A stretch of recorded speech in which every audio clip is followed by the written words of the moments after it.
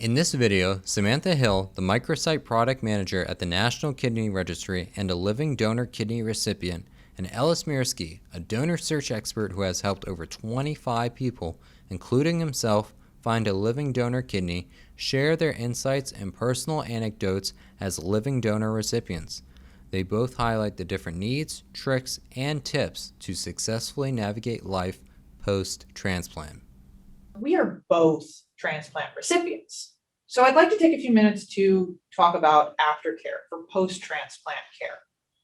What were the first few months post-transplant like for you, and how did you manage all the different requirements such as medications, appointments, fluid intake, etc.? It was no big deal. I also have a wife who is vitally interested in my good health. And she's constantly reminded, did you take your medicines? But even without another person's help, one can stay scheduled with alarms on the smartphone. And I use a scheduler called MMS. It's you put in all your pills and what the dosages are and the time. And it reminds me, 9 o'clock, you have to take these 7 meds, in the morning. 9 p.m., you have to take these 5, at 9 p.m. So those two things, I get alarms, and you have to develop the practice of when that alarm goes off, you drop whatever you're doing, you stop, because if you say, "Oh, I'll do it in 5," you'll forget. So you have to manage to take your meds every time they're scheduled. That's one thing. I also travel with my meds. I will not go anywhere without at least a day and a half with 2 days of meds. If I'm going across a bridge, it's 3.5 days, because you never know if you're not going to get back for some reason. And I've gotten stuck once, but I had my meds. And I carry a bag, and the bag, it contains my meds and other things. Now you have to carry masks. And I also carry a first aid kit. And I know that may sound like overkill, but I don't want to get a cut. I don't want to get bruised and not be able to treat it immediately. It was no big deal, because I realized that without doing this, I could easily die. So once you get a transplant, this wonderful gift that enables you to extend your life, it would be foolish to treat it in any other way as a great responsibility. There's nothing more important to do than to keep living, take the meds, and follow the precautions as to activity and food intake.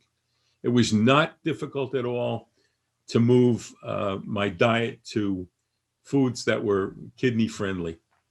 And you really have to know and keep a list. I printed a list and laminated it, and I took it with me, and I would give it to a waiter to say, see this? It has to be 165 from meat. It has to be this temperature for that. And it would remind me I cannot have the following foods. Not a big deal, easy to cut out.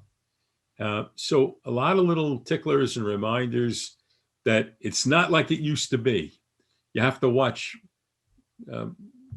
sodium intake. You have to watch potassium intake. You have to watch anything that could overload your body. And it's easy to adjust to. It's second nature now. It's not a difficult adjustment at all, but you've got to be diligent in the early months, especially. Frequent visits back to the the transplant nephrologist, frequent blood tests, so that they adjust your meds over time. But after a year, it tapers down pretty quickly. But after a year, I was pretty much on steady state. I don't take that many meds or that much, in quantity, and it's easy. Right. When I had mine, it was 2007, and I was 11 years old. So I've obviously had some help from my parents. However, for me, what was very useful was a routine and sticking to that routine. And I have had that routine since I was 11. I'm now 20, almost 25.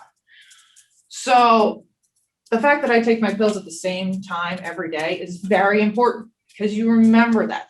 That gets in your bones and you do it. It's just part of you. The other thing with the fluid is to figure out a system that works for you. For myself, growing up, I really didn't like drinking plain water, but I loved herbal teas, which is exactly the same thing. It's hydrating. As long as you don't put too much sugar in, it's fine. I don't put any. And you have to stay on top of how many liquids you drink. You have to drink a certain amount to make sure that your body stays hydrated, your kidney stays hydrated, and you're flushing toxins out so they don't accumulate in your kidney. It's just general good health for kidneys. And then in terms of in the beginning, you go to back to the transplant center frequently for frequent blood tests. That does taper off, but it's still something that you have to keep in mind. In terms of remembering all of this information, I found it very helpful to actually keep a notebook. And I still have some of those, in fact, of what my blood pressure was, because you do have to take your blood pressure routinely for the first few months at least, depending on, of course, what other issues you might have. Perhaps high blood pressure was why you lost your kidney. For me, it was a genetic condition, so I didn't really have many after effects, mainly because the kidney wasn't the same genetic makeup as the old kidney, so nothing was going to happen to it. However, a notebook or a spreadsheet, I believe, is what Ellis uses to keep track of what your blood pressure is, how many liquids you've had, have you had your medications, what times, et cetera, especially in the first few months when you have so many different medications. I had the same issue with the lids not closing on my pill boxes, simply because there were so many pills in there that it was overloading the boxes in the beginning. And that does taper off as well. But in the beginning, it's especially important to make sure that you take all of those and remember to. And it's a big task because there are a lot of medications, but it's very worthwhile, I would say, as an over 14-year transplant recipient. It is a heck of a lot better than being on dialysis. Now, Ellis, what do you think patients need to know about life on immunosuppressants? What are things that you think are important for patients to know and things that you do to stay healthy? Okay. Well, you don't want to get sick and you don't want to go near anybody who is sick, even now. Early on, I would get sick and it was really sick. Person would get a cold and they'd be good 3-4 days later. It took me 6 weeks to shake it and I had that twice. So you don't want to get sick but still be diligent, wash hands, all those same protocols. Life on immunosuppressants, not noticeably different, other than, the concern that, I just want to take precautions to avoid problems. You can't eat raw meat, raw fish, clams, mussels, or oysters, nothing raw. You don't want parasites in addition to bacteria or fungus or anything Even else. meringue or mousse can have raw eggs. Raw eggs. You don't want salmonella or E. coli. Very fastidious. Cook your meals well, and don't introduce any bacteria or other disease that you don't need to encounter. Aside from that, life on immunosuppressants, no big deal. I also recommend, especially in dry houses, to use body lotion after every shower, full body lotion, and to avoid cracks in the skin that could allow the entry of disease. It may sound, oh, well, that's not a problem. No, it is a problem. And that's exactly how it gets in. Scratches, you get a scratch, wash it out, bandage it, use Neosporin or bacitracin and whatever antiseptic you can. Clean it out and bandage it and protect it. I completely agree. Another interesting thing that I learned after I was immunosuppressed is that those on immunosuppressants are at a higher likelihood to get skin cancer.